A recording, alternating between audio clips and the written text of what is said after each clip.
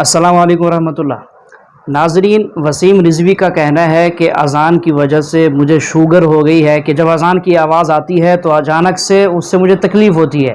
کہتا ہے کہ اذان کی ضرورت کیا ہے، اور کہتے ہیں جب اذان ہوتی ہے تو کتے بھونکتے ہیں، نعوذ باللہ من ذالک۔ آئیے دیکھتے ہیں ڈاکٹر ذاکر نائک صاحب اس کو کیا جواب دیتے ہیں۔ بالکل یہ انسانیت کے خلاف ہے اس طرح کی باتیں۔ کوئی گھر کے اندر بیمار ہے، ہارٹ پیشنٹ ہے، اور آپ نے صبح صبح اتنا کس کے ہارن بجا دیا۔ ارے بھائی، مجھ کو تو شوگر ہو گئی اسی معاملے کو لے کر، اذان سن کر میرے کتے بھونکتے ہیں۔ اذان کی ضرورت کیا ہے؟ آپ دوسرے کی نیندیں کیوں حرام کرتے ہو اذان دے کر صبح صبح؟ صلاح شروع ہونے کے پہلے لوگ کو بلایا جاتا ہے صلاح کی طرف۔ ہم دیکھتے ہیں کہ یہودی مذہب میں وہ استعمال کرتے ٹرمپٹ لوگوں کو بلانے کے لیے۔ لکھا گیا اولڈ ٹیسٹیمنٹ میں in the Book of Numbers chapter number 10 verse number 1 سے 3 میں خدا کہتے ہیں موسیٰ علیہ السلام سے، آپ 3 چاندی کے ٹرمپٹ بناؤ۔ ٹرمپٹ اس کو کہا جاتا ہے نا، ٹرمپٹ۔ بونگا بونگا تو نہیں کہیں گے، لیکن ٹرمپٹ انگریزی میں کہتے ہیں۔ ٹرمپٹ کا استعمال کرو لوگوں کو نماز کی طرف بلانے کے لیے۔ عیسائیت میں استعمال کرتے گھنٹی کی، گھنٹی بجاتے چرچ بیل لوگ کو بلانے کے لیے۔ کئی قبیلے میں ڈھول کا استعمال ہوتا ہے لوگ کو بلانے کے لیے۔ اسلام میں استعمال ہوتی ہے انسان کی آواز، اور انسان کی آواز یہ جتنے اعلیٰ ہے ان سے کہیں بہتر ہے اور سریلی ہے۔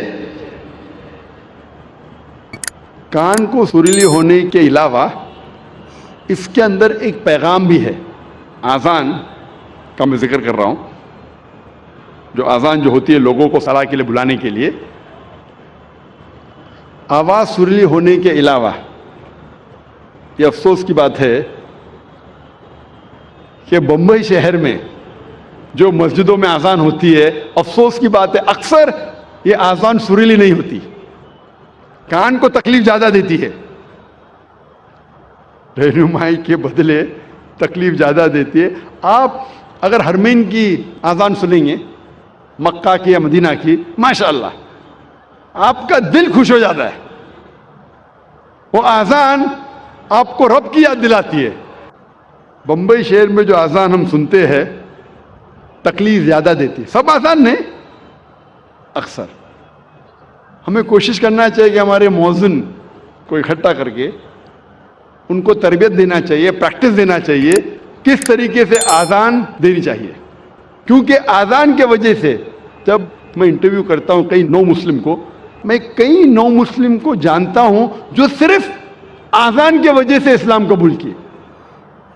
میں پوچھتا ہوں اکثر نو مسلم سے، آپ کو اسلام میں سب سے زیادہ پسندیدہ چیز کیا لگی؟ اکثر لوگ کہتے ہیں توحید اور کئی چیزیں۔ کچھ لوگوں نے مجھ سے کہا وہ اذان اتنی اچھی ہے کہ جب بھی اذان سنتا ہوں میں دل میرا باغ باغ ہو جاتا ہے، دل خوش ہو جاتا ہے۔ تو ہمیں کوشش کرنا چاہیے کہ ہمارے مؤذن جو ہے اس شہر میں ان کی تربیت کرے کہ کس طریقے سے صحیح اذان دینا چاہیے۔ اور جیسے میں کہہ رہا تھا کہ اذان سریلی ہونے کے علاوہ ایک پیغام دیتی ہے ہمیں۔ افسوس کی بات ہے کہ اکثر مسلمان اذان کی معنی جانتے ہی نہیں۔ تو مسلمان نہیں جانتے تو غیر مسلم کیسا جانے؟ اور میں ایک واقعہ آپ سے کہنا چاہتا ہوں، اور یہ حقیقت واقعہ ہے۔ تقریباً 10-15 سال پہلے جب میں کیرلا میں گیا تھا تقریر کرنے کے لیے، اور یہ حقیقت ہے، مجھے مہمان خصوصی بنا گیا تھا، اور میرے تقریر کے پہلے ایک غیر مسلم پولیٹیشین کو بلایا تھا، اور اپنے تقریر میں ہر پولیٹیشین جو غیر مسلم ہے کوشش کرتا ہے کہ اگر مسلم گیدرنگ دیکھتا ہے تو وہ تعریف کرے گا اسلام کی۔ تو یہ غیر مسلم پولیٹیشین تعریف کرتے کرتے کہنے لگا کہ ہمارے اس دیش میں جو مسلمان مغل بادشاہ اکبر اتنے مہان کام کیے، اسی لیے مسلمان روز 5 بار اللہ اکبر کر کے اکبر بادشاہ کی تعریف کرتے۔ آپ سمجھ رہے ہیں یہ جوک ہے، جوک نہیں، حقیقت ہے، اور میں خود گواہ ہوں. میں اسٹیج پہ بیٹھا تھا، اچھا میرے تقریر کے پہلے اس نے کہا، تقریر میں نے اس کی غلط فہمی کو دور کیا کہ ہم مسلمان جب اللہ اکبر بولتے ہیں تو اکبر بادشاہ کی تعریف نہیں کرتے. اکبر بادشاہ تو موجود بھی نہیں تھا اس وقت، اللہ کے رسول کے ٹائم پہ اکبر بادشاہ کہاں تھے؟ جب اللہ اکبر کہتے ہیں اس کی یہ معنی ہے کہ اللہ سب سے بڑا ہے، اللہ از دا گریٹسٹ. اسی لیے ہر مسلمان کا فرض ہے کہ کم از کم وہ آذان کی معنی کو جانے تاکہ خود کے دل پہ اثر ہو، اور ساتھ ساتھ جو لوگ کو اس کی معنی نہیں پتہ ہے، غیر مسلمانوں کو نہیں پتہ ہے، ان لوگوں کو اس کی معنی بتائے.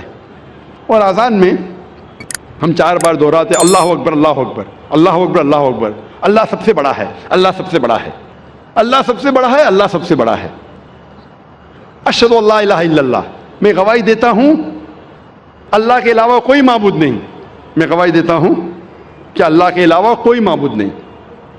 اشہد ان محمد رسول اللہ، میں گواہی دیتا ہوں کہ محمد صلی اللہ علیہ وسلم اللہ سبحانہ و تعالیٰ کے رسول ہے. میں گواہی دیتا ہوں کہ محمد صلی اللہ علیہ وسلم اللہ کے رسول ہے. حی علی الصلاح، حی علی الصلاح، آؤ صلاح کی طرف، آؤ صلاح کی طرف. حی علی الفلاح، حی علی الفلاح، آؤ فلاح کی طرف، آؤ فلاح کی طرف، آؤ کامیابی کی طرف، آؤ کامیابی کی طرف، آؤ اچھے کام کی طرف، اچھے کام کی طرف. اللہ اکبر اللہ اکبر، اللہ سب سے بڑا ہے، اللہ سب سے بڑا ہے. جب ہم آذان کی معنی کو جانیں گے پھر ہمارے دل پہ آذان کا اثر اور گہرا پڑے گا. صرف عربی نہیں جاننے کے باوجود پڑھتا ہے الحمدللہ ثم الحمدللہ، لیکن اگر اس کی معنی جانے تو انشاءاللہ یہ اور گہرا اثر کرے گا آپ کے دل پر اور آپ کے دماغ پر.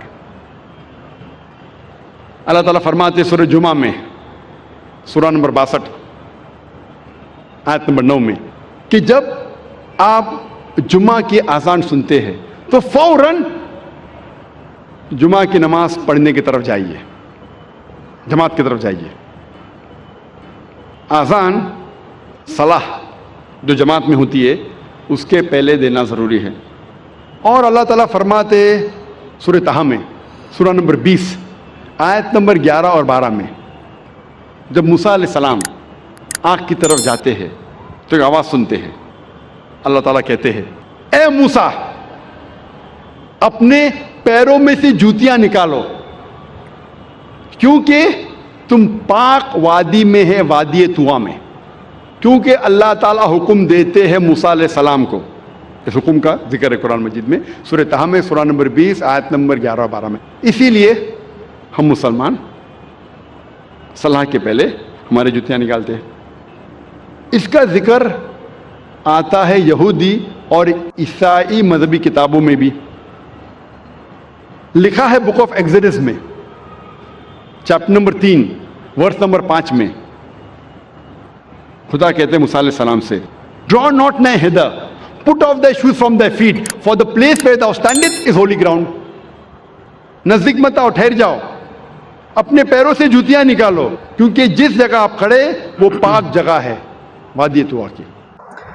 ناظرین، جیسا کہ آپ نے سنا ہے اذان ایک مستقل خوبصورت عبادت ہے.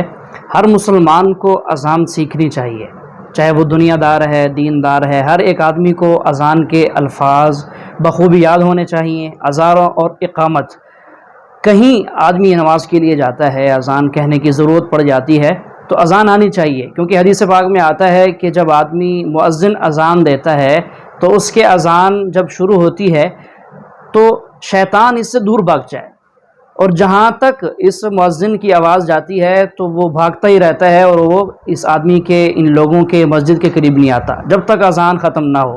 اور اسی طرح قیامت والے دن بھی اللہ کریم ارشاد فرمائیں گے این المؤذنون، وہ اذان دینے والے کہاں ہیں؟